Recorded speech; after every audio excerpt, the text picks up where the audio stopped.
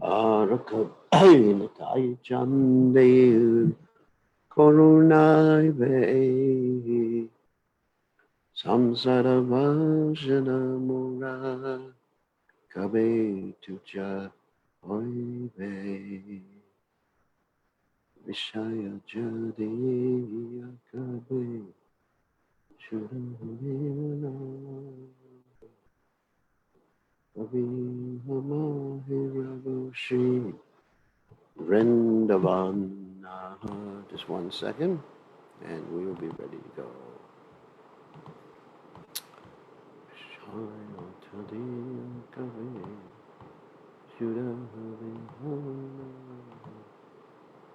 All right, just missing the video.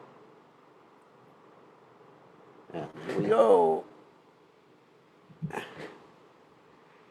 Okay, everybody, here we are, back online. So we're going to have our Bhagavad Gita class now. And first we're going to chant Jai Radha Madhava. Ready? I think we got the sound. Yeah, sound is on. Video is on. Everything's ready to roll. Jaya Radha Madhava Kunya Bihari Jaya Radha Madhava Kunya Bihari Gopi Jana Malaba Giri Bharadhari Gopi Jana Malaba Giri Bharadhari Yashodanandana Vraja Janaranjana Yashodanandana Vraja Janaranjana Yamuna Tira Vanachari Yamuna Tira Vanachari Jaya Radha Madhava Kunya Vihari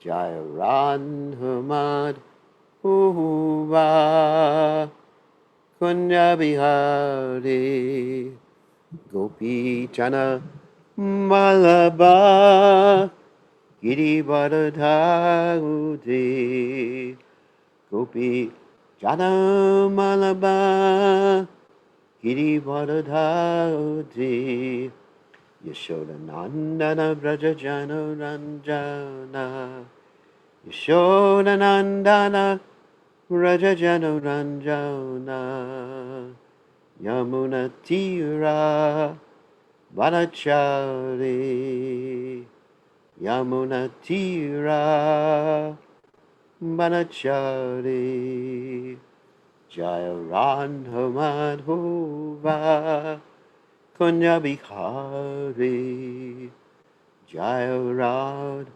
Madhava Kunya Bihari Jai Om Vishnupad Paramahansa Paravatikacharya, also Teta Satashi Shimad, His Divine Grace, Abhaya Charanada Bhaktivedanta Goswami, Mahārishila Prabhupada Ki Jai, ISKCON Founder Acharya, Srila Prabhupada Ki Jai, Ananda Goti Vaishnava Vrinda Ki Jai, Namacharya Srila Huidas Thakur Ki Jai, Rem Se Kaho Shri Krishna Chaitanya Prabhu Nityananda Chidwaita Gadadha Shivasadi Gaur Bhakta Vrinda Ki Jai Shri Shri Radha Krishna Gopa Gopinath Shai Makunda Radhakunda Giri Govardhan Ki Jai Vrindavanam Ki Jai Maturadam Ki Jai Jagatha Sami Ki Jai Yamunamai Ki Jai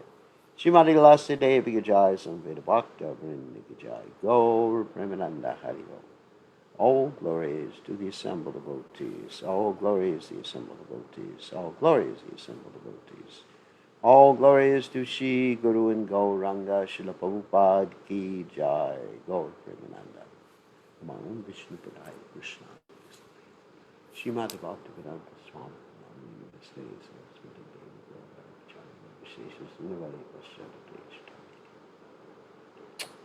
So I offer my respectful obeisances unto the lotus feet of my spiritual master, His Divine Grace A.C. Bhaktivedanta Swami Srila Prabhupada. So kindly opened my eyes with the torchlight of knowledge while I was blinded in the darkness of ignorance. So Maganat Timidanda Shagadan Shina Shlakaya. Chakshura Meditam Yena. Tasmai Shri Gurave Namaha. It's only about 4 more days till Janmashtami. So we're very much looking forward to celebrating Janmashtami and Vyas Puja. Everything will be online to avoid anyone getting infected. So we're going to have our whole program for Janmashtami. Of course, Janmashtami morning, I'm going to be giving a class.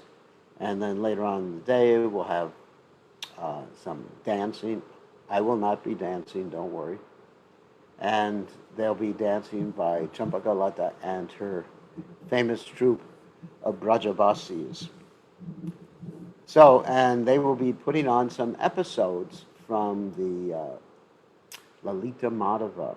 So it's going to be very, very exciting. So, Rajabasinis and Champaka.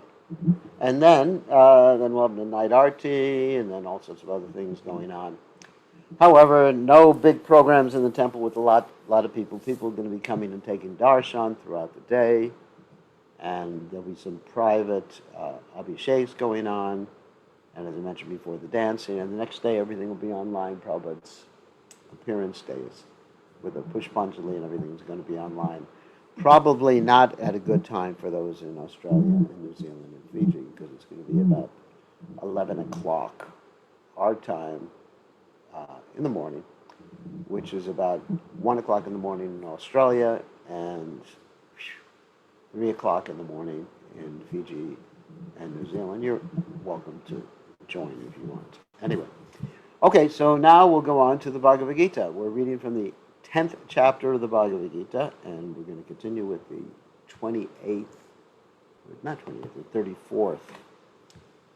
34th text in the 10th chapter of the Bhagavad Gita. And remember, this 10th chapter is called the Opulence of the Absolute, also known as Vibhuti Yoga. Vibhuti Yoga.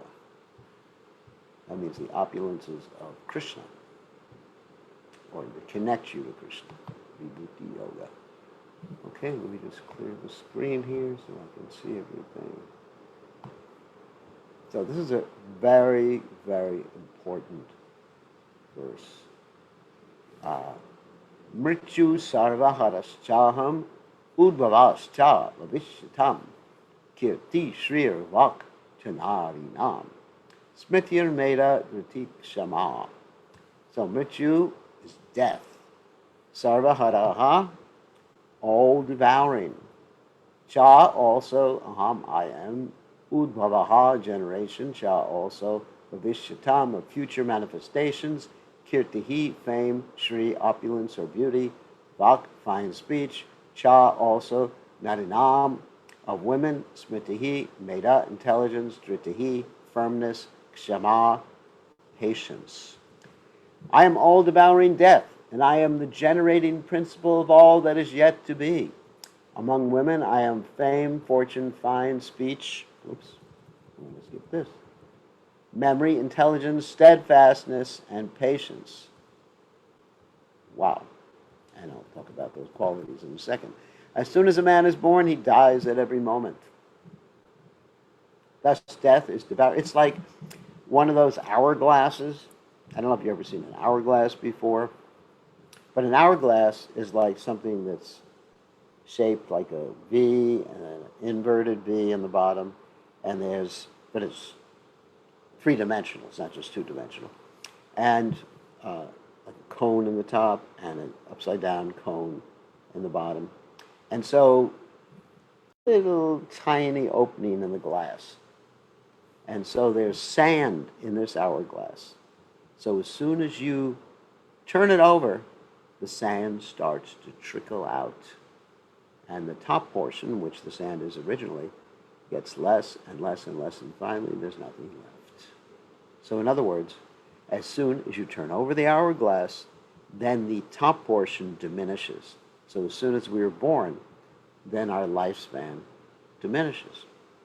So we can say I'm 50 years old, or we can say I'm 50 years closer to death. So anyway, so the last stroke is called death itself. That death is Krishna. And Prabhupada, during the war, when they were bombing Calcutta, Prabhupada actually said that he saw the bombs that were falling were a manifestation of Krishna.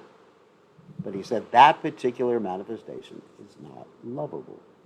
As for future development, all living entities undergo 6 basic changes. They are born, they grow, they remain for some time, stasis. They reproduce. In other words, there are byproducts. Then you get old, dwindle, and finally they vanish. Of these changes, the first is deliverance from the womb, and that is Krishna. The first generation is the beginning of all future activities, and also the last one that's death. The 7 opulences listed: fame, fortune, fine speech, memory, intelligence, steadfastness, and patience are considered feminine. That's interesting, because you also see that ladies exhibit these things to a very high degree. For example, a lady is famous for her dedication and devotion. A lady who is protected brings good fortune. A lady can speak finely, especially more fine than the men do. Generally, you don't find too many ladies, of course this is Kali Yuga, using 4-letter words. If you find a lady who uses 4-letter words, you say, she speaks like a truck driver. So you use a masculine example there. Memory, ladies usually have better memories. I have one of my god sisters, Narayani. She has the whole Bhagavatam memorized, as well as the Gita. So I remember sometimes if I would ask her a question, where is a particular verse, or where is this particular subject dealt with in the Bhagavatam, she'll say, okay, the 8th canto, 15th chapter, text 32. I said, oh my God. And then she would recite the verse in Sanskrit and recite the verse in English. So this is amazing. She's perhaps the most intelligent devotee, and then probably, of course, that I've met. Intelligence, ladies have great emotional intelligence, and they have great intelligence. Sometimes they get very emotional, and the emotions sort of cover up the intelligence.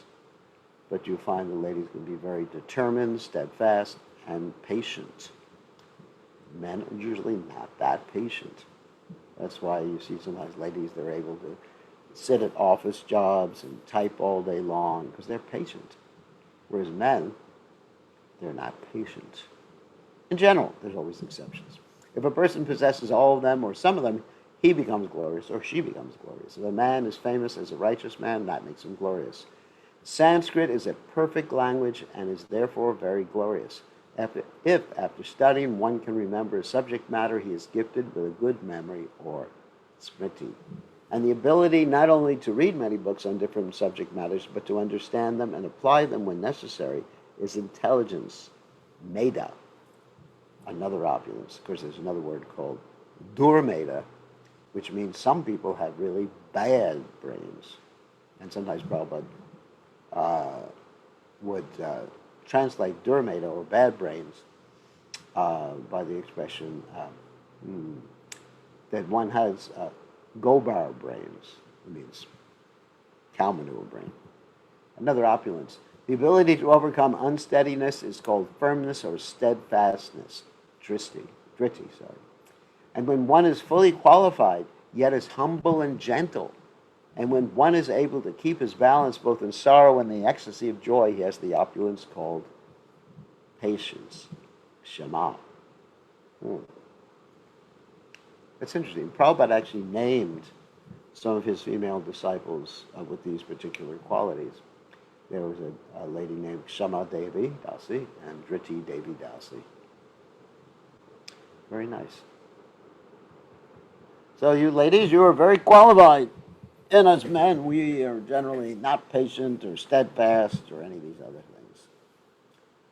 So, next verse. Brihat sama tata samnam Gayatri chanda samaham Masanam margashirshoham Vitunam kusumakaraha.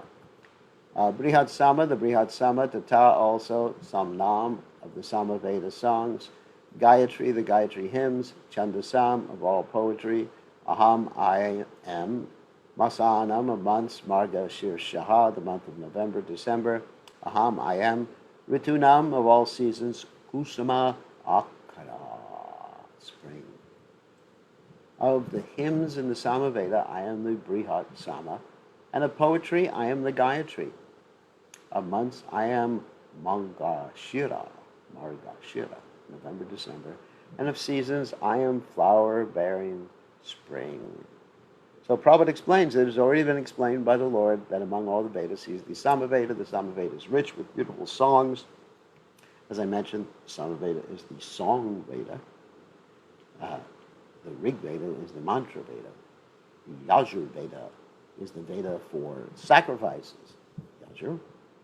And the Atharva Veda is the Veda sometimes when you want to recite certain mantras and do curses and have weapons and things like that. That's what the Atharva Veda is for. One of these songs is the Brihat Sama, which has an exquisite melody and is sung at midnight. In Sanskrit, there are definite rules that regulate poetry. Rhyme and meter are not written whimsically, as in much modern poetry. I remember I studied some poetry in the university. There was no rhyme or meter. There was one, E. E. Cummings. Some of you might have heard of E. E. Cummings. Hopefully you didn't. But anyway, we studied this poetry. It's just like, is it poetry? I mean, it was an emotional expression. But as far as being poetry, yeah, by American standards, yes. You know, I could just like, by American standards, there was one artist, we're not talking about poetry now, his name was Rothko, and he would have these paintings that were selling for millions and millions of dollars. And what would he do? He would climb a ladder and drop the paint. Sorry about that. He would drop the paint on the canvas. And it was very, very expensive to buy his paintings. So that's American culture, or Western culture, or modern culture. But Sanskrit poetry is just so exact. You have to control your alliterations, you have to control the rhymes, the rhythm, and everything like that. It's a science.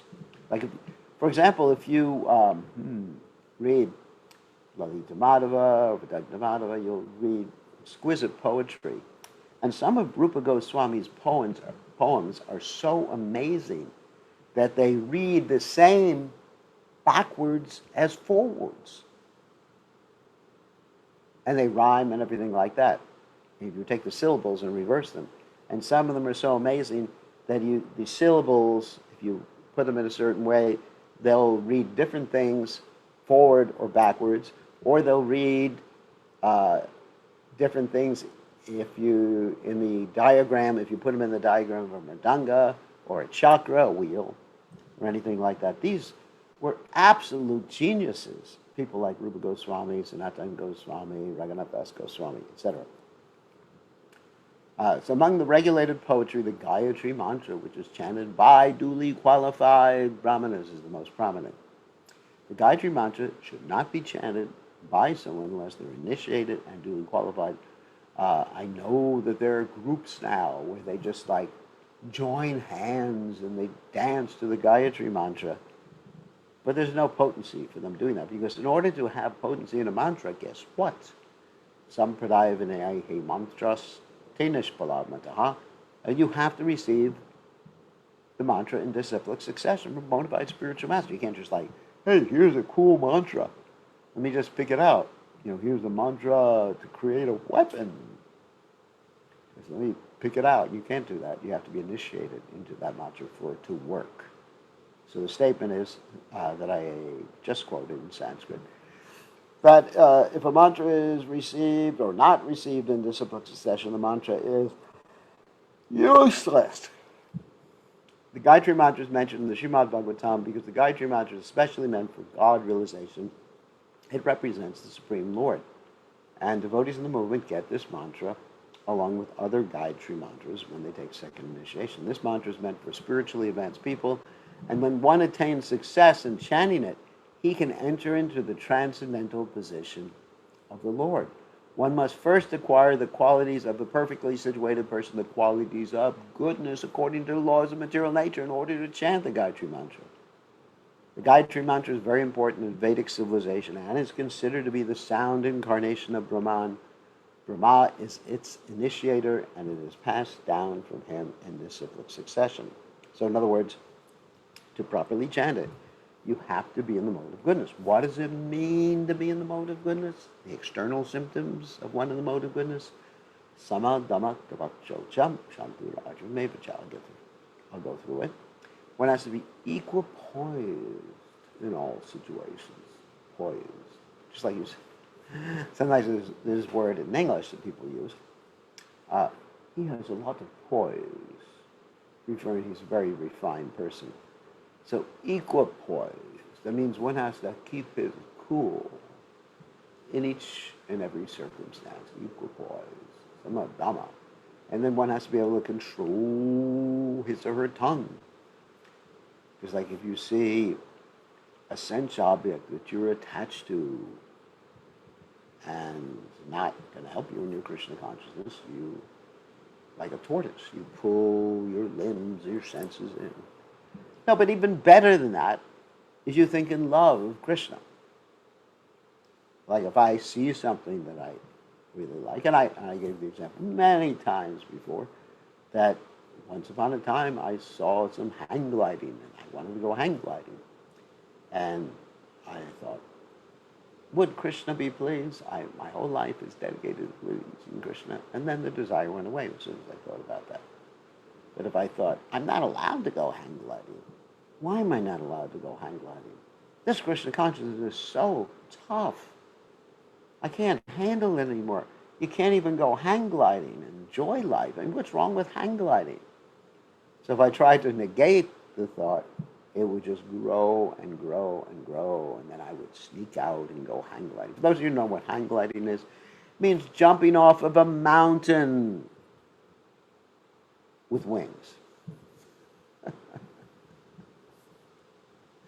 You have these wings. Not that you grow wings, but you have these, wings that you attach to your body and you jump off and you float in the air currents, like that.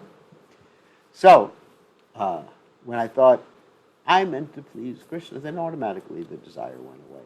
And there was no question of meditating or contemplating it or anything like that. And I could talk about it today. And it went away.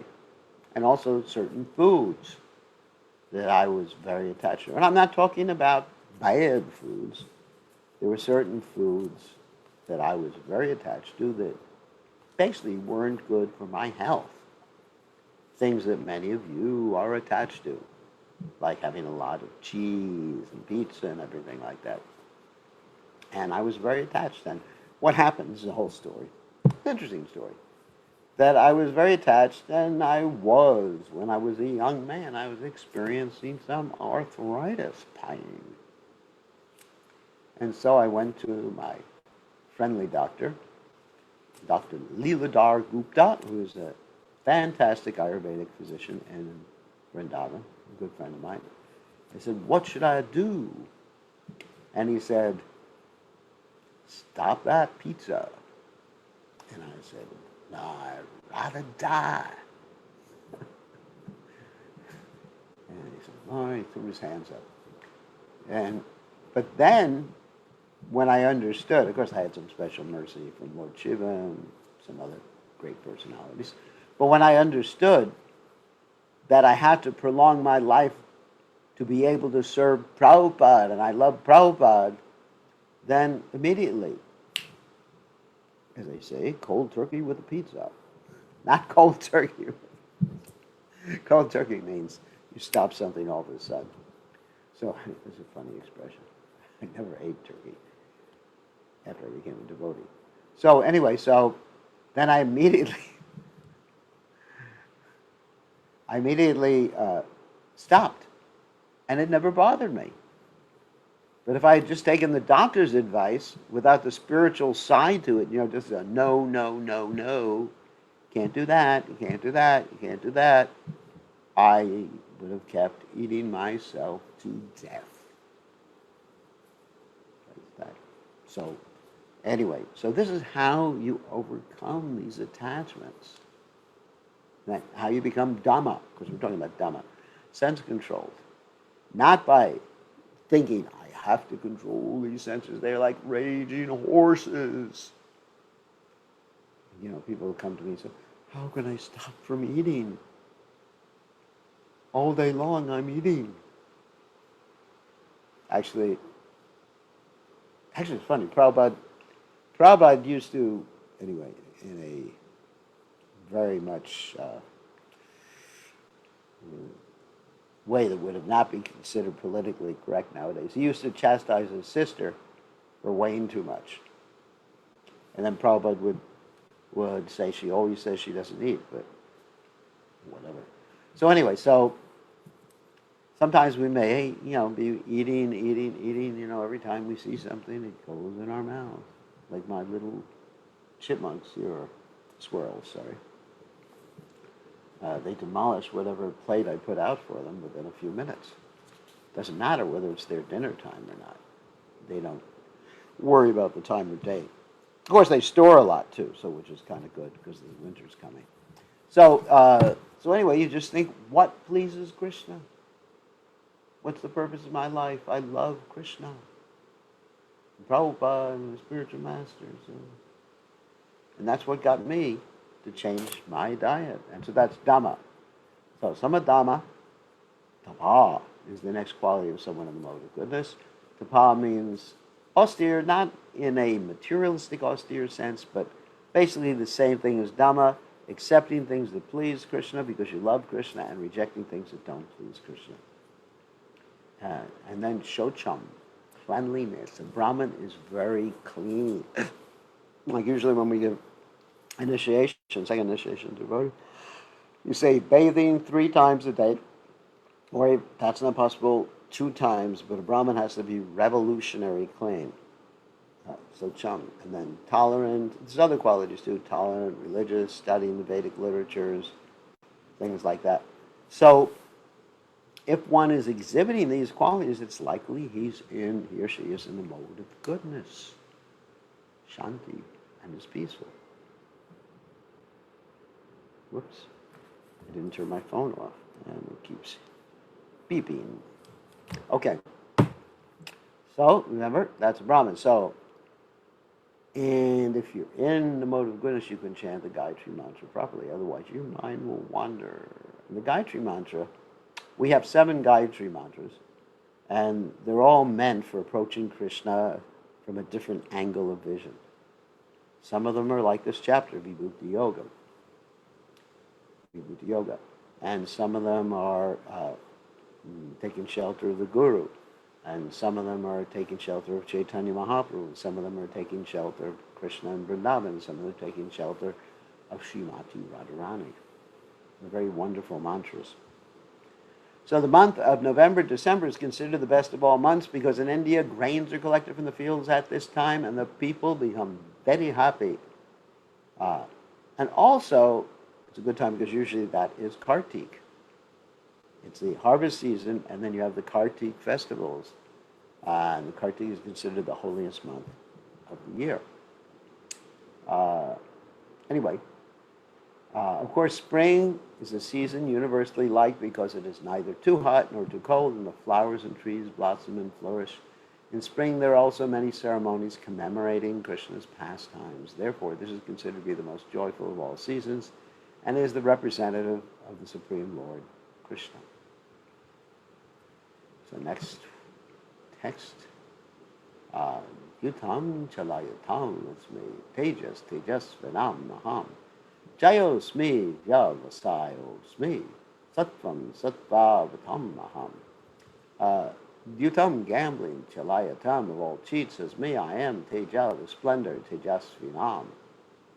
Of everything splendid, Aham, I am, Jayaha, victory, as me, I am. Avyavasayaha, enterprise or adventure, as me, I am. Sattvam, the strength, Sattva Vatum, of the strong, Aham, I am. I am also the gambling of the cheats. It's not a good quality, but it's one of the big, potent illusions of this world.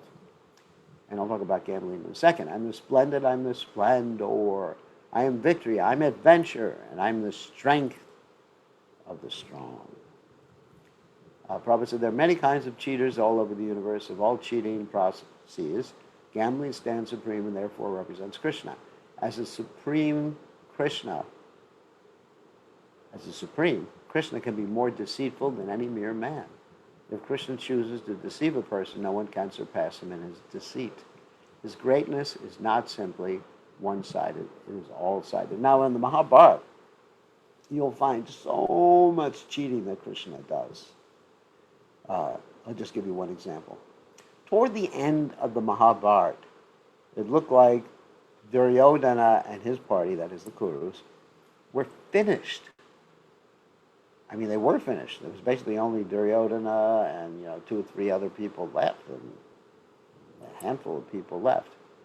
And the Pandavas were still there, the Pancha Pandavas, the 5 Pandavas. So how was he going to win? And it was going to be there was going to be a final battle that would decide everything. And this battle was between Duryodhana and Bhimsen. And Bhimsen was the son, or is the son, of the wind. He was so powerful he could lift up elephants and throw them in the air and juggle with them if he wanted to. And Duryodhana wasn't that strong. So what happened is that Duryodhana's mother had a plan. His mother's name was Gandhari. And Gandhari had acquired a lot of mystic powers by keeping her eyes closed her whole life. And the reason she kept her eyes closed, that is, she kept a bandage or blindfold on her eyes, was because her husband was blind. That's Dhritarashtra. And she didn't want to be better than her husband. So she thought, if he's going to be blind, I better be blind too. Of course, that's not really what he wanted. He actually wanted a wife with eyes so the wife could help him more. But anyway, people have their own ideas of what it means to be chaste or good or whatever. So anyway, she had done this austerity of wearing a blindfold her whole life, and it was foretold that if she looked at someone for the first time in her life, after she got married, because before she was married, she actually was able to see. As she opened her blindfold, whatever she looked at, in someone's body, that part of the body would become like iron or stone, or the person would become invulnerable. Wow. So she decided that her son, Duryodhana, was going to be in the final battle, in the battlefield, in the battle of Kurukshetra. So what she thought is that he's not going to win against Bhimsen unless I do something to help him. And she thought, I can make his body invulnerable by taking off my blindfold and looking into his body. Great, and he's going to win. So she told Duryodhana, please come and see me and dress in your birthday suit. That is, your first birthday suit. First birthday is when you're just born, in case you didn't know. In the Vedic system, you count birthdays from the day you were born. In other words, the day you were born was number 1, your first birthday. You were 0 years old, and you had your first birthday. So it's interesting. Just like this year, I will be too old. I was 71. And so, 71 years old, but it's my 72nd birthday. How about that? So you got more birthday parties than years you were old. That's pretty cool. So anyway, so she says to Duryodhana, just come in your natural state. Okay, Duryodhana, following her advice, he's completely naked. But Krishna comes in the meantime when he's on the way to see his mother. And he says, Duryodhana, why are you dressed like that or not dressed like that? And Duryodhana said, my mother wants to see me like this. And Krishna says, hey, this is a great offense. It's one thing if you're naked before your mother when you're a little baby, but you're a grown man. This is inappropriate. Do not do that. You should at least cover your midriff. Put some leaves, like they used to have fig leaves on Adam and Eve or whatever. So put some leaves or belt of leaves around you. So he puts his belt of leaves around him, tied around the waist. And he goes to see his mother. His mother takes off the blindfold, looks at him. Zoom! His whole body becomes like steel except for that area that was covered because of Krishna's trick. Okay. Then there's the fight between Bhimsen and Duryodhana. And they're fighting with clubs, and Duryodhana is being hit by Bhimsen again and again and again with his iron club, and it's just bouncing off his chest. Bing! Bing! Right off his chest. He's smiling, and Bhimsen is getting completely exhausted in spite of exerting himself to the fullest. He doesn't know what's happening. Why is this happening? And of course, we know in club fighting, you're not supposed to hit someone below the belt. Even in boxing, it used to be like that.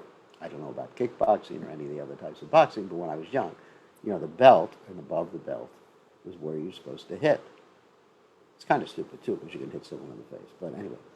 So what happened is that Krishna motioned to Bhimsen, being very tricky. He started slapping his thighs. And why would he slap his thighs? To give Bhimsen the hint that he should hit Duryodhana below the belt. And that's what Bhimsen did. And then below the belt, Duryodhana was not invulnerable. And Bhimsen was able to break the thighs of Duryodhana. And Duryodhana was lying there, writhing in pain. And then Balaram, he saw what happened. And he got really angry, and he said to Bhimsen, now you fight with me. Of course, nobody could defeat Balaram. He's the strongest of the strong. And Krishna interceded and said, don't you remember there was all this cheating going on? Basically, Krishna said, this whole thing was my plan. And Balaram just had to go put his club down and walk away a little disturbed by the whole thing. So Krishna cheats in so many ways. I mean, another example was which we talked about yesterday in Balaram's appearance day, was the kidnapping of Subhadra. Subhadra is the sister of Krishna and Balaram. So what happened is that Balaram wanted Subhadra to marry Duryodhana, because Duryodhana was Balaram's student. Actually, Duryodhana gives his name to Balaram sometimes, and Balaram is called Duryodhana Guru, means the guru of Duryodhana. It's interesting. And so Balaram thought, my sister should marry Duryodhana. He's one of the bad guys, in case you don't know who Duryodhana was. And then Krishna was thinking, oh my God, this can never be. Actually, I want our sister, Subhadra, to marry Arjuna. So he arranged for Arjuna to come to Dwarka dressed up as a sannyasi. I mean, talk about deceit and trickery. He arranged for Arjuna to come and then make eyes at Subhadra and then kidnap her. And they both went away and lived happily ever after. And then Balaram was really angry, and Krishna had to placate Balaram. And so again, Krishna was very tricky. There are so many stories of Krishna's trickiness in the Mahabharata and other Vedic literatures. Anyway, so getting back to the point about gambling, you may think, why is gambling supreme? Because gambling puts one in a fervor, and one loses. Why do you think Las Vegas is such a big, or the hotels or casinos are such big money makers. If people were winning, how could they build hotels? How could they make money? As they say, the odds of the house are against you. The house refers to the gambling place. So if someone goes like 1,000,000 to 1, they're going to win each time. And they're thinking, just now I'm going to win. I have the perfect system that I can beat the house. And they don't. And so anyway, you see in the Bhagavad, the example, that Yudhisthira Maharaj was so much caught up in the fervor of, or in the fever of gambling, that he gambled away his brothers, he gambled away his kingdom, he gambled away his very wife, because he thought he was going to win. So you may think, oh, that's just imaginary. No. If you go to Las Vegas, Lust Vegas, if you go to Las Vegas, you will see what Krishna is talking about. Even there's little old ladies behind what they call one-armed bandits, those are slot machines, pulling the lever, and they're just like, they go so much in trance that they actually sometimes faint because they're not eating or not drinking. They pass away they pass out on the ground, even pass stool or urine. I mean, it's a very common thing. I've been through the Las Vegas airport on my way to somewhere else, and it's filled with these one-armed bandits. Now they're electronic. One-armed bandits where the three things are spinning or something like that. And people are just like wasting their human form of life and losing everything. And then in Las Vegas also, you have, outside of every casino, you have a notary public. What does a notary public do? He enables you to sign away everything you own in a legal fashion so that you'll be able to continue gambling, and then you get your car taken away from you. You can go with your title certificate for your car. He notarizes it. All right, this is your security. You lost your car, buddy. And then you have to leave town. Of course, they probably give you enough money for a Greyhound bus to get out of town after they've fleeced you. So this is why Krishna talks about gambling. And it's one of the regulated principles. No meat, fish, or eggs, no intoxication, no illicit sex, and no gambling. It makes one crazy. You can play a game of chess, but not for money. Okay? Chess is all right. You can play certain games, but not for money. Among the victorious, he is victory. He is the splendor of the splendid among the enterprising and industrious. He is the most enterprising, most inventive, the most industrious and the hardest worker. Amongst adventurers, he is the most adventurous. Amongst the heroes, the strong is the strongest. Krishna is the most of the mostest. When Krishna was present on earth, no one could surpass him in strength. Even in his childhood, he lifted Govardhan Hill. That's with the pinky of his left hand. No one can surpass him in cheating. Another thing he does is to cheat all of us. He convinces us we're the body. We mentioned this many times before, like a good hypnotist can convince you you are a dog and you bark.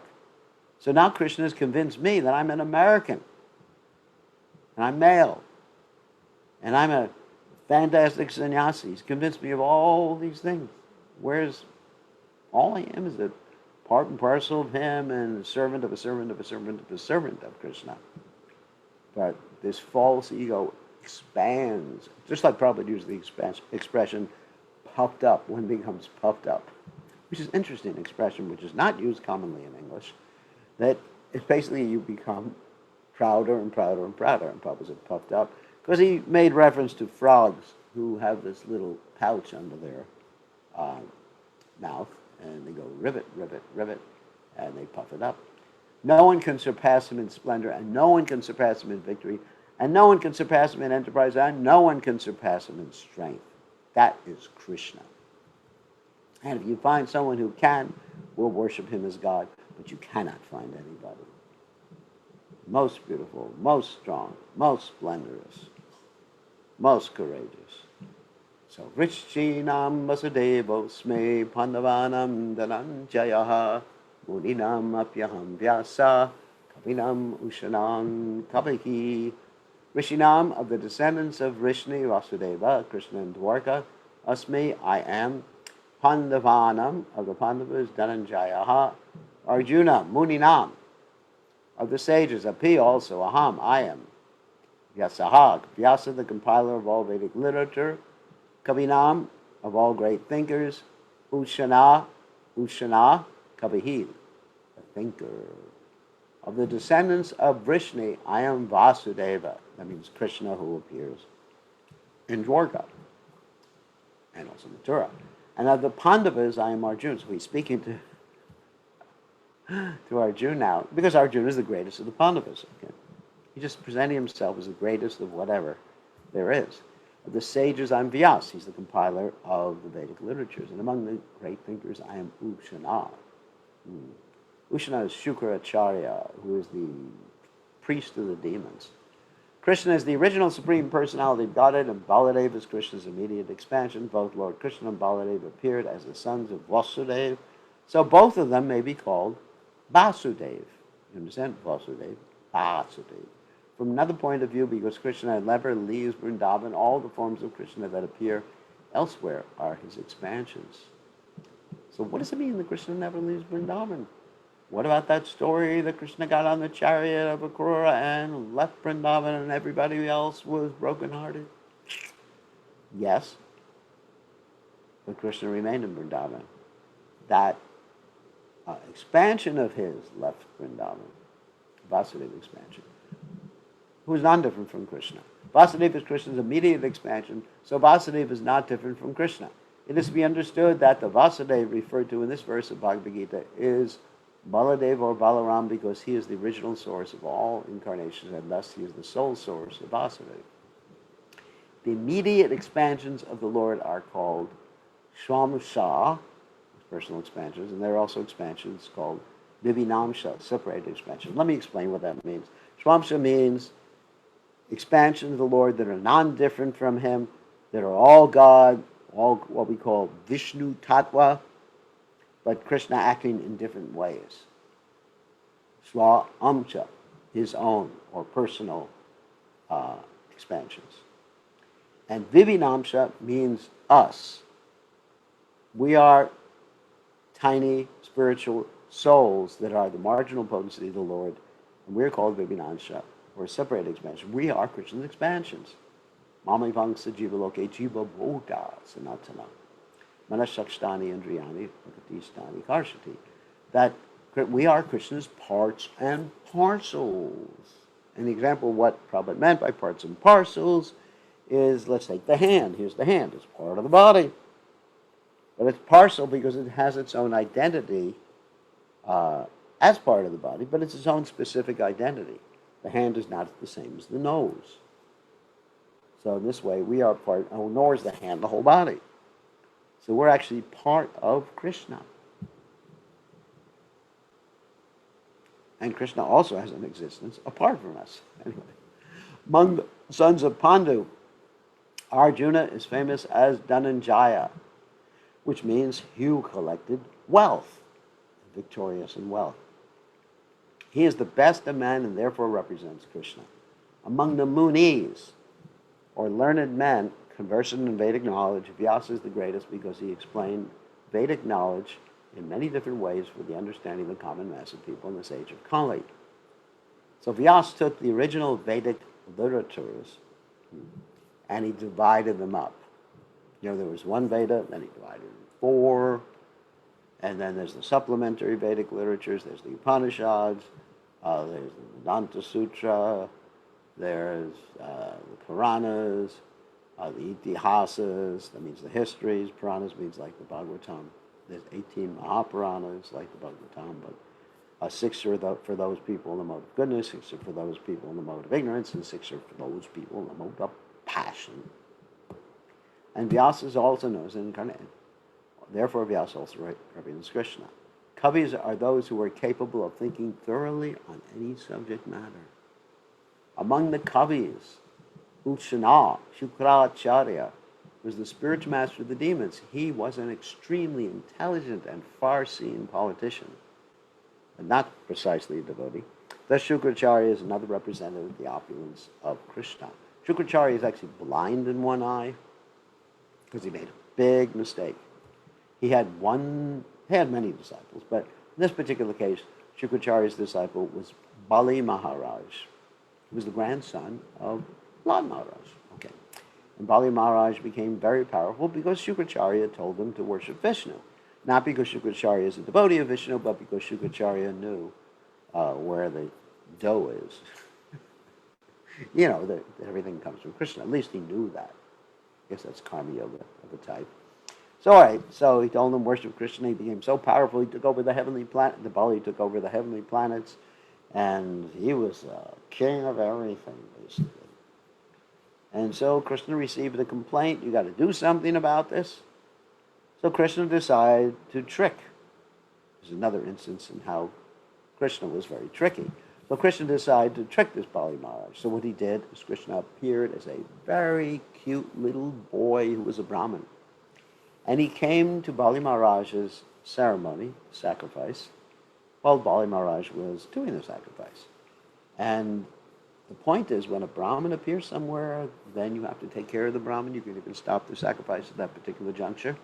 So Bali Maharaj stopped the sacrifice and said, "Oh, my dear Brahmin, what do you want? I can give you a nice wife, money, anything." And Vamana, who was the little dwarf Brahmin, who was Krishna himself, said, "I just want 3 steps of land." And Bali Maharaj said, "This is not so intelligent. I'll give you anything, wife, anything you want. Just ask." He said, "No." Krishna, as Lord Brahmana, said, "No. One is not satisfied with 3 steps of land. One is not going to be satisfied with the whole universe." And Bali Maharaj said, "All right, I will give it to you, but let me pour some water from this sacred pitcher to signify that I'm going to do this." And Bali Maharaj's spiritual master Shukracharya said, "No, don't do it. He's Krishna, he's Vishnu, he's going to take away everything." And Bali Maharaj said, "No, I have to keep my promise." Because you see, in those days, demons were actually promise keepers. They were chaste. So anyway, Bali Maharaj went to pour the water, and Shukracharya, his spiritual master, by his mystic powers, made himself very small, so Bali Maharaj couldn't pour the water. The spout of the water pot was stuffed up with Shukracharya. He made himself so small he could stuff it up. And so Vamana, who was Krishna, took a little blade of kucha grass and poked in the hole of that water pot and poked the eye out of Shukracharya, and the water came out. And therefore, Vamana took everything from Bali Maharaj. First step, cover the earth. Second step, the whole universe, and kick the hole in the universe. And then third step, I don't have anywhere to put it. And Bali Maharaj offered him his very self. And therefore he surrendered to Krishna and became a great devotee of the Supreme Personality of Godhead. But Shukracharya, at that point, became Krishna's eternal enemy. And he tries to stop the Sankirtan movement whenever he gets a chance. But he is very intelligent, very thoughtful. He is a politician. Many good politicians are demons. In the Mahabharata, we have so many good politicians that were demons. So we're not interested in politicians. Actually, Chandra Pandit says don't trust politicians. Be very careful of that. Okay, so we'll continue with text 38 tomorrow. Actually, let me just write this down. And now we can go back to our questions and answers. Nice to see everybody here. Let's unmute everybody. So we'll give some people a chance who have not asked questions continually. We have some people, like Sumukh, who's asking questions every night. And we have other people who have not asked questions in a long time. Like Radhasundari or Saki, or who else? Madhvacharya. All right, so who has a question now? This is your opportunity. Nobody has a question. It's amazing. Hare Krishna Maharaj. Hare Krishna. Please accept Oh, my Saki, humble obeisance. good I've to got a see you, question, Saki. Gurudev. Likewise, Gurudev. You have a Um, question? yes, Gurudev. Um, just as you were saying that you had a habit of having the Pizza. very much fond of having pizza and cheese, and you managed to get out of that habit. I mean, so well, personally, when I basically reflect and analyze about myself, I have got some bad habits as well, and sometimes I find that I've got so many anarthas in me. So how do I get to basically get out of it? How do I take that out of me? I mean, how in terms of devotion, what do I need to do? Well, you just think of what's best for serving Krishna and your spiritual master, and also for your family. Let's talk about food habits right now. Like, Yeah. uh, like if you think about your family, you're your wonderful daughter, and you think, what's the best thing I? Let's forget about Krishna now for a second. Of course, that's interesting, forgetting about Krishna. But let's say if you just think about your family, you're a nice husband, and uh, Shiona, your daughter, that's the name of her daughter, Shiona. If you just think, what's the best way I can have good health to be able to serve my family, then automatically you'll do the right thing. But if you think of giving up, it's just very difficult. So things should be done for a positive purpose, and that's really what got me to change my way of life. I just thought, I'm Prabhupada's servant. What would please Prabhupada more? How can I serve Prabhupada? How can I live longer? Like you see, everybody is so worried now about the coronavirus. Well, Fiji, you don't have coronavirus anymore. But actually, the funny thing is that more people die from lifestyle diseases than coronavirus. Like in Fiji, I think you have the high, not you personally, but Fiji has the highest rate of diabetes of almost any Yes. country in the world, right? That's called a Yes, Gurudev. lifestyle. It'd be interesting, just like the government in Fiji, they imposed so many restrictions when there was the coronavirus there, lockdown and everything like that. And what would happen if they took it so seriously with people's diet? They would just lock down people, close close down. Actually, they have to close down the devotee restaurant too, with all the sweets, especially Diwali time. But the point is, these things are killing just as much as the coronavirus is. Or what cigarettes? I mean, I know no one there smokes cigarettes, Yes. but just like cigarettes, I mean, how many people die each year from cigarette smoking? And I forget exactly how many. It's several million in the world. It's much more. It's actually much more than are dying from the coronavirus, which is That's really right. interesting. So, so can you imagine the government saying, "All right, we got a cigarette virus. Everybody stop smoking." There'd be a rebellion. There'd be revolutions all over the world, or whatever. So anyway, so you can't really stop just by wanting to stop or change by wanting to change. You have to have a good reason for doing that. And the Okay, good reason should be based on love and devotion. What's the best thing I can do for my family? And that's and I think, what's the best thing I can do for my spiritual master, and also my disciples. I'm thinking, if I were to pass away prematurely because I was eating pizza, what would they put on my tombstone? They they would say, he died a happy sannyasi with pizza in his mouth. Anyway, so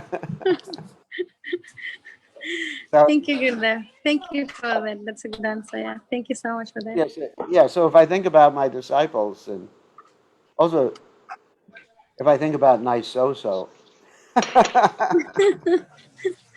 Anyway, that's a joke, inside joke. If I think about, Prabhupada, Krishna, then I think what's best for my service, then automatically I do the best things.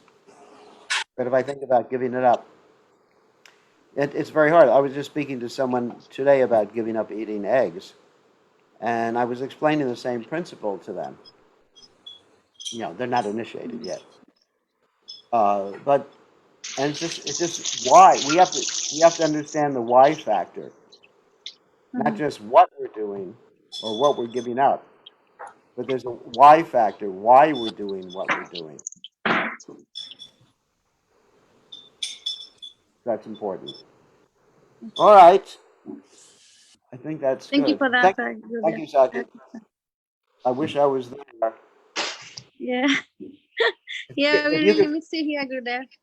if you could figure out how to get me a PR for Fiji, then I could go there at the time. Definitely, we can get one for you, Gurudev. If you got, because once someone has a PR, then even if there's a restriction on foreigners, I could still go. Oh, is that so? Yeah. Yeah, we could Anyone? definitely. I could definitely have a look at it. Yeah, that might be a good idea. Then, once there's a PR, then even if there's a virus or something like that, they don't keep residents out. Oh, okay. The same thing in Yes, America. Like, surely. yeah, so you can see if it's practical. Maybe Parshuram could do something. Definitely, I'll liaise with them then, Gurudev. Yeah, it will be very nice having you here more often then. Yeah, I can. Let's see what Krishna wants. All right. Who else has? I think Mayapur had a question. If I think. No. No, he Yes, didn't. Gurudev. Please accept my Yes. What's humble the apology. question? So it's very important. You were mentioning the other day that we don't hinder somebody else's Krishna consciousness by encouraging or allowing for them to do things that they shouldn't be doing. Like, how do we know when we're responsible for somebody else's engagements that might not be productive for their own Krishna Well, I consciousness? mean, but basically, you got to cut people slack too. You can't just like. I mean, sometimes you gotta give people a little salt with their food, as Prabhupada said. So, that's really takes some discrimination. Like, sometimes, let's say if you have children, sometimes you have to take them to Disneyland. Although it's boring. Actually, it's a miserable experience. But, You never it's took me just to like, Disneyland, Gurudev.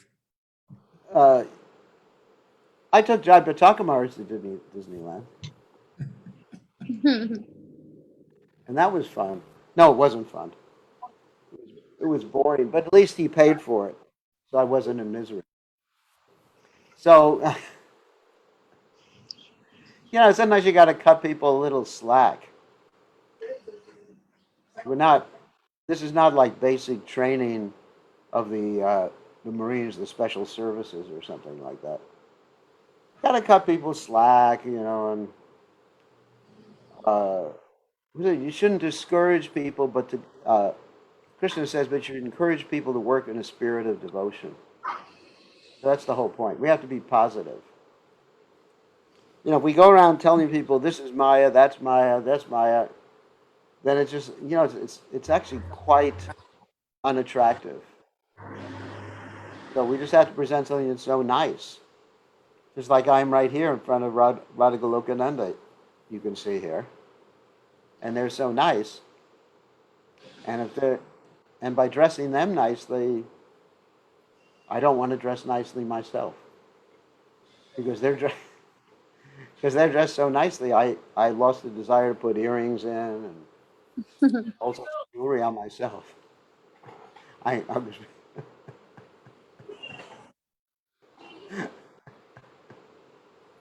see it? I'm just practical. I just wear saffron rags every day. But if it wasn't for them, I'd be dressed like a dapper gentleman. Anyway, you get the idea. Okay, any other questions?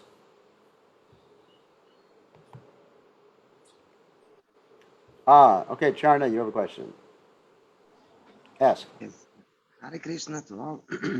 I want to ask, because I have this problem, this sentence, to make balance between joy and sorrow, and what is the best way to make this balance, and how to be smart and intelligent? Well, just think carefully. We all need a certain amount of sense gratification. And everybody needs a different amount. I don't know your amount, and you don't know my amount. And so it's like salt. You put too much salt in, you get high blood pressure. And too little salt, the thing is tasteless. I remember many years ago, I tried to be really austere, much more austere than I am now. And I lost the desire to eat when that happened. I just thought, I'm going to really be austere and everything. And I didn't want to eat anymore, and I was losing weight. And then that didn't work. And then other times, I was like Lord Buddha. And then other times I thought, well, I'll just eat a lot of prasadam. You go back to Godhead eating a lot of prasadam. That didn't work either. So I took the middle path. But the middle path is different for everybody. Some people the middle path is being a sannyasi. Other people the middle path is being married. Other people the middle path is, whatever.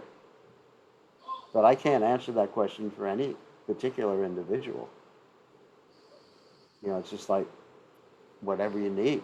Someone may need a water bed to sleep in. And someone else may sleep on the floor.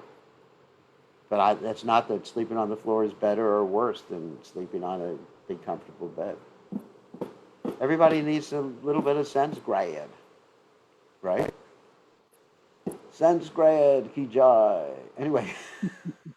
I want to ask, between sorrow and ecstasy. Between sorry, sorrow there should always be. You should always be ecstasy. If you're not happy, there's one of two reasons. One, you're not getting enough sense grad, and two, you're not getting enough Krishna. So you have to have a balanced life. If you get Krishna, and you get enough of what you need to keep your body and soul and mind together. We talk about body and soul. We also talk about mind. People need tasty prasadam. Like one time, they were giving Prabhupada just boiled vegetables, and Prabhupada said, let the starvation committee go to hell. So you have to understand, Prabhupada was, of course, he was taking our position, as great acharyas do, and showing us that, no, you need some taste, but not overdo it. It's a healthy medium, and everybody has to decide what their medium is. Don't ask the guru to tell you what, because it's not going to happen. That's your business. Decide what you need. Now, I just need 3 or 4 computers and several mobile phones. And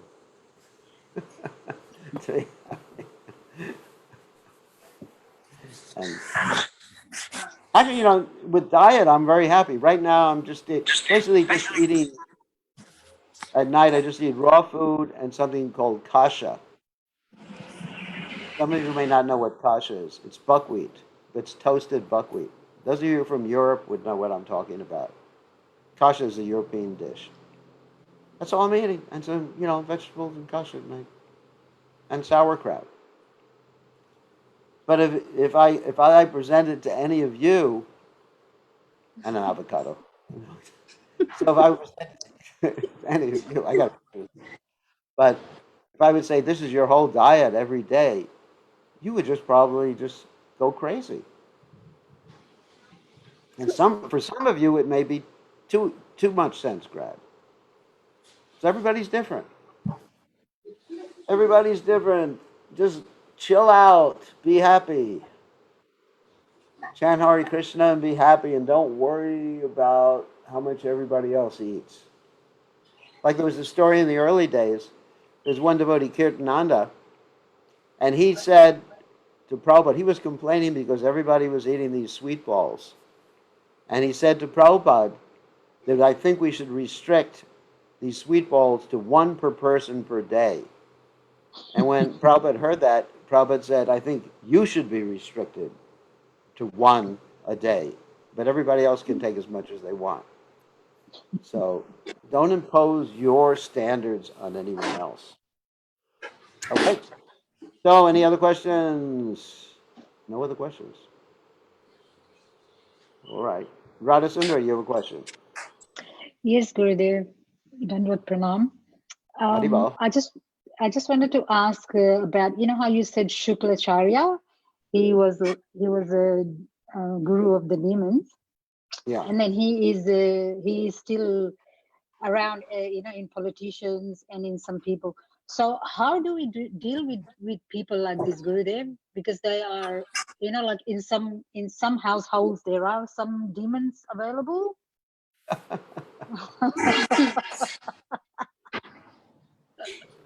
Well, if I were a Christian, I'd say you'd take a silver cross, like, and say, in the name Doesn't of work. Jesus Christ, I command you,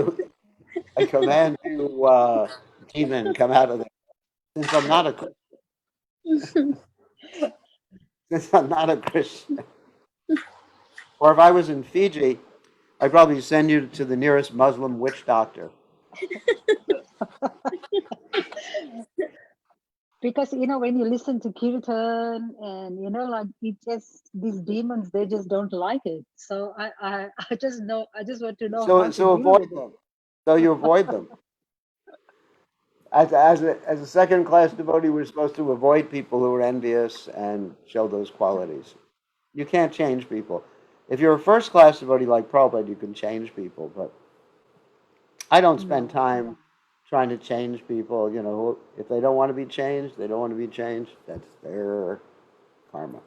I've learned it the way because my father never changed any of us, Gurudev. He just wanted us to come to Krishna consciousness on our own will. So, Yeah. you know, so we all came on our own will. He never tried to change us. Yes, but your sister tried to change you, right? My sister tried to change me. Yeah. My sister engaged me in service, yes, Yeah, she was very but in a tricky. different way. Yeah, she was very tricky. Yeah, She she tried to engaged change me, you. She tried to change you by being tricky. She worked. It yes, worked. in a tricky way. Tricky way she did. So Very tricky way. you can change people by being tricky. Sometimes some demons you can't trick, Gurudev, trust me. And This Maya is too much with them. then just call for the Ghostbusters. Yeah, you just, you know, and another thing, Gurudev, no matter how much Mahaprasad or Prasad you give them, it just doesn't work. Don't waste your time with them. Yeah. Don't waste your time. It's just, what can you do? All Yeah, right, because good. you know how you gave me the instruction about my cousin, you know, I tried my very best. So Yeah. I gave them everything, chanting beads, Mahaprasad, go to them, associate with them, but it's just not happening. They're just into too much demigods. There's nothing you can do. Spend Mm. your time, like if you're going to go harvest food, you harvest the ripe fruits, not the fruits that are spoiled. You let the birds eat the spoiled fruits. Okay. I think we have to end. Thank you very much. All glories to Srila Prabhupada. Srila Prabhupada ki jai. Go, Prince.